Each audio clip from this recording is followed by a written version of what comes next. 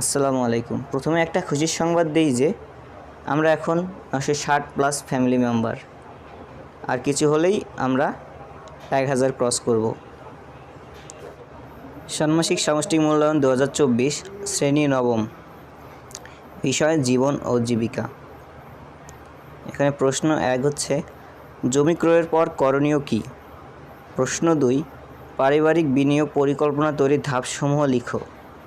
প্রশ্ন 3 হচ্ছে, তুমি একটি ক্ষুদ্র ব্যবসা শুরু করার পরিকল্পনা করলে, এক্ষেত্রে তোমাকে কি কি ধাপ অবলম্বন করতে হবে।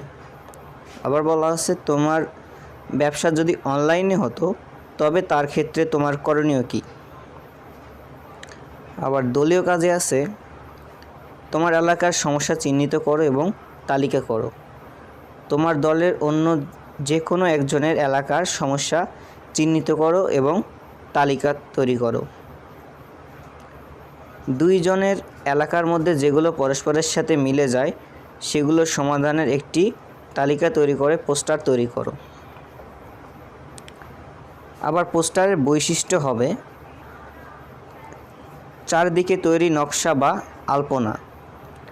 সমস্যাগুলো লাল অক্ষরে চিহ্নিত করতে হবে। সমাধানগুলো বড় অক্ষরে থাকতে হবে। সচেতনতামূলক একটি শব্দ বা বাক্য থাকতে হবে।